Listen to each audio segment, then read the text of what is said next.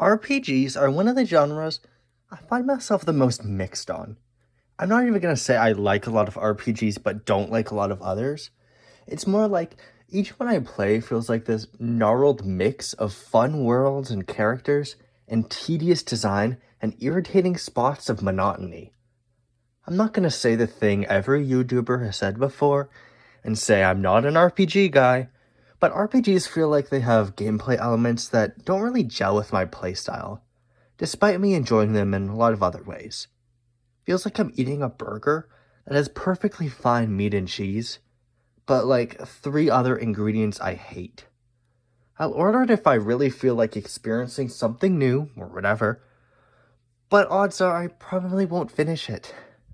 And you can't open up the bun and pluck the tomatoes out of a video game. So I think I'll go over my thoughts on this gameplay style, its flaws, advantages, and all, to try to unravel what I think about this genre as a whole. What's important to note for this video, though, is that I'm only really talking about your traditional turn-based RPGs, usually JRPGs. And no, Fire Emblem and other tactical RPGs don't count just because it's technically turn-based. I'm counting RPGs where the main way of doing battles is like, you select an attack, wait for the opponent to do their attack.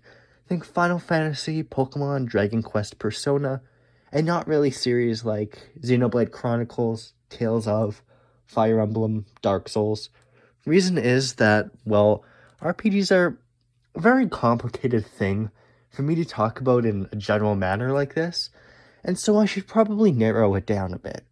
But also, a lot of how I feel about these games generally comes down to gameplay.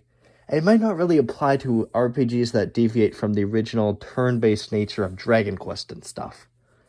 So just know that that's what I'm talking about when I say RPGs, even if some of what I do say does apply to those games to a degree. With that said, let's get into it, and please note, these are not objective facts at all. These are just my opinions and why I think the way I do about RPGs. So the pacing of most JRPGs is really weird, right? Okay, that did not sound objective at all. Anyways, I mean to say, in most RPGs, I think the opening is quite strong. Usually they have you in a little village, going on a smaller scale quest before a full-on call to action that really sets the plot in motion. Usually a village being burned down or something like that. But unfortunately, I find that momentum doesn't really carry on through the rest of the game. RPGs are usually long, and the pacing of each game is dominated by the fact that most of the time, you'll be going through a dungeon, or preparing to go through a dungeon. A dungeon can be fun and all, but it's not really too rewarding. I just don't find dungeons that strong of a gameplay hook. Any puzzles it might try to give you are usually quite easy, like to a pathetic degree, and the only thing that makes them hard is that you're hounded by enemies at every turn, and you're pacing around in hopes of finding a solution. The layout and general structure of each dungeon can be a little fun to explore, but I never really finding myself invested in most of the dungeons. And they just feel like filler to me. I can bear with the first few dungeons of an RPG just fine, and actually enjoy it quite a bit, but there's a point where their dominance in the game can start to feel menial, and you just wish you would be able to go back to the overworld, talk to some people, go through a village, some fun thing like that, and progress the story that you actually want to see, instead of going down the endless layers of this place, fighting enemy after enemy, and generally not enjoying yourself as much. This may not sound like too big a deal, but ultimately, dungeons are a big part of what most JRPGs build their pacing and their game around. And I've found them fun at first, but they seem to get more and more boring as the game goes on. And usually one will be so tedious, it'll make me want to stop playing. The rewards for dungeons aren't exactly immediate, cause sure, you might get levels and new gear, but when you beat a dungeon, it's on to the next story beat, and the next dungeon, and again, and I wish I had more of a reason to remember each one, or have immediate rewards and story consequences for each dungeon beyond, oh look, you got the fire crystal. Now you can go and get the water crystal. Or is it the ice crystal? I don't really think there's much of a difference. There are some games that do this well, with shorter dungeons or story context behind them. Think of something like Persona 5, the game that non-RPG fans still like anyways, which, okay, I actually prefer Shin Megami Tensei, believe it or not, but I digress. I still find them dragged down by feeling repetitive or just something else I don't like. This is a gameplay trope that's not for me, I suppose. I think they would be a lot better if they were more digestible and maybe not even as common. Battles are another thing that can get very tedious too, and again, I'm talking about the traditional turn-based battles here, remember that. On the surface, I like them a lot. They're simple but approachable and fun on the surface, but eventually there almost always comes to a point where I'm sick of them. I've been using the same or similar techniques to fight the same or similar enemies and bosses, and I want a shake-up of mechanics that never really happens. I almost feel like the length of these games are what bring them down at this point, and I end up wishing for a way shorter game. Even something like Pokemon is relatively long, and after a while, I just feel like I want a shorter game. And even if I might like them, I'm always just sludging through parts I don't like to get more parts I do like, and my reward for beating enemies is stronger enemies that I now have to grind to keep up with. Yes, I'm gonna do the obvious thing and talk about grinding. Grinding has been commented on a lot, so it feels almost unproductive to comment on, but man, it sucks. It just kinda sucks sometimes. I do not have fun when you have to fight a bunch of enemies over and over again in order to keep up with basic enemies later or beat bosses. It's just annoying when that's a necessary thing you have to do. And it's actually not that bad if you only have to do it a couple times, but in most older RPGs, it's quite constant. In recent years, I think there's been this effort to re-examine grinding, and honestly, I think in some games it has its place if it's done well. In Persona, you're encouraged to go and train every once in a while, which helps to make grinding feel like a more natural thing. And side quests sometimes lets you take out plenty of enemies and get XP. Except most Persona games are ridiculously easy if you grind a lot. Actually, I think one of my favorite ways of handling RPG power creep is Xenoblade Chronicles. You're given tons of XP for discovering locations or beating side quests, giving you a reason to branch out and do stuff you might not want to do otherwise. The side quests are very simple, and they're very easily tracked too, so that's great. Xenoblade is not a turn-based RPG, but man, I wish most RPGs would have this. It's surprising that most don't. So a constant stream of killing things isn't a thing you need to do. Now, I don't want to give the impression that all you need in an RPG to succeed is grinding, because a huge part of the genre is building your party and your characters. I think this is probably the part where my thoughts verge the strongest from fans' thoughts, because I kind of don't like making builds. This probably comes from a place of profound laziness, but when an RPG gives me something like a job system and needs me to make tons of options on how to customize my character, I feel overwhelmed and indecisive, and more often than not, I'll end up feeling this pressure to make a choice, rather than freedom to do so. I can find it fun, to a degree, but most of the time it feels like I'm being pressured to know exactly what I want to do, and if I don't keep up with making decisions for my character, I can very easily get stuck. My character's just useless. A lot of vital details about which spells you can and should learn, and which are the strongest, feel like they aren't really told to you, which makes it even more frustrating. I know this seems obvious now in hindsight, but have you ever heard of an RPG that tells you it's a good idea to have a healer on your party? That's a very important thing, and it's like, why would you need it to tell you that? But seriously, imagine playing your first RPG and not knowing this, and you have a miserable time because of it, because in most RPGs you can play without a healer on your party.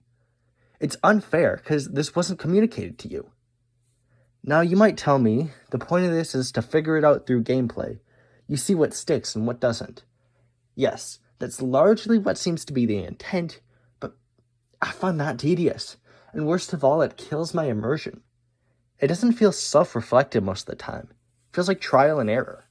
I tried this strategy. It didn't work. So let's try the next one and the next and see what seems to consistently make your battles easier. It doesn't feel like it's for me. Yeah, I will 100% admit this is because I feel lazy. I don't want to be making that many choices in terms of gameplay sometimes. Also, I don't really like job systems. Those leave way too many decisions to the player.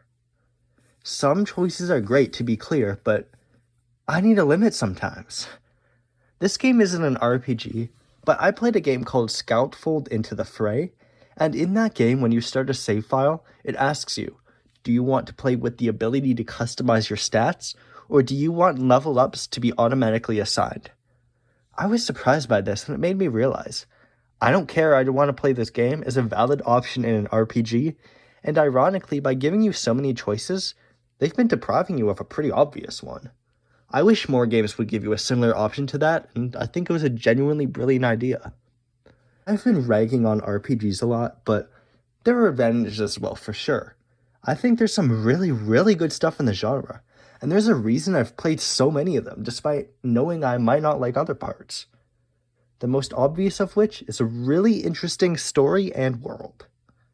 Your average RPG always seems to be ahead of its contemporaries in the world and story department. Excellent characters seem to be the norm rather than the exception. Persona, Final Fantasy, Earthbound, they all have some of my favorite characters in any game ever. And sometimes when a series gets an entry that fully changes it into a turn-based RPG, it can breathe new life into the worlds or characters. Super Mario RPG or Yakuza Like a Dragon are two great examples of this. In fact, in a certain online space, Frog from Chrono Trigger has kind of become my de facto online avatar, and I think it's what others think when they think of me. I don't know. Point is, I like Frog from Chrono Trigger. RPGs just seem to have a higher bar for character writing and world building, which I think is because of their emphasis on adventure and in engrossing you in it. After all, the world is the selling point of these games, and they usually deliver. Final Fantasy is probably the most famous turn-based RPG, and it's an inspiration to most that has come after it.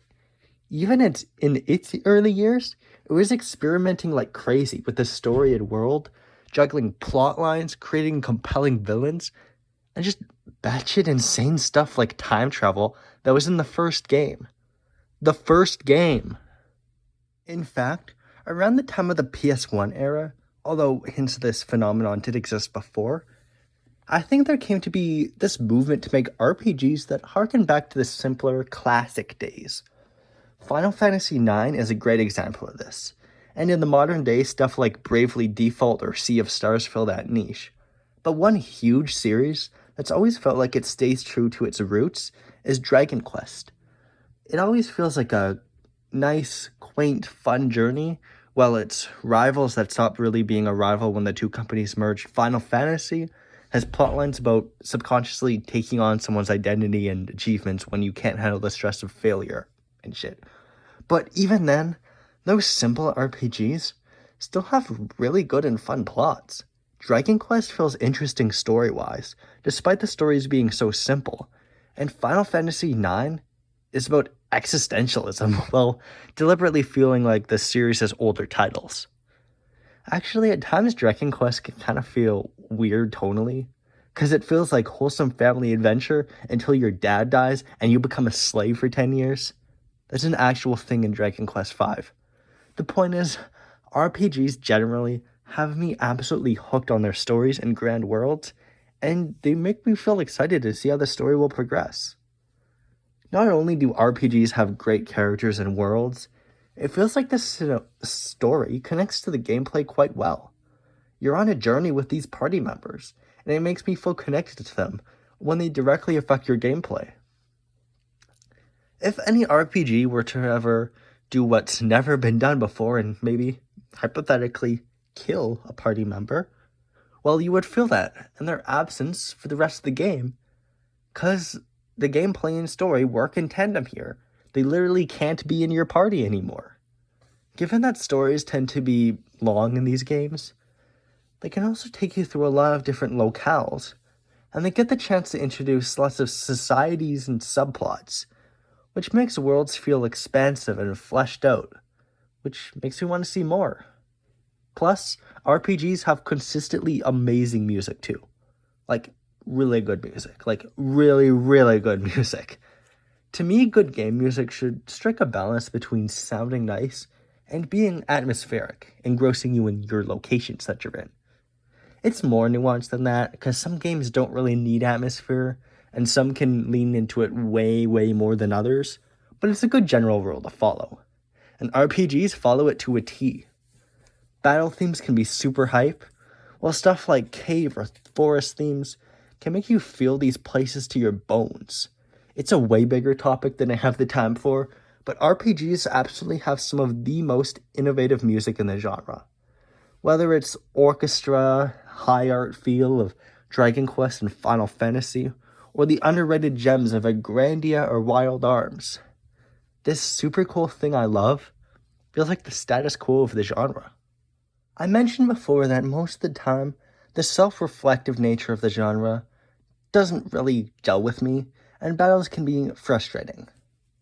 I think that all of that can coexist with the fact that RPG battles are super rewarding.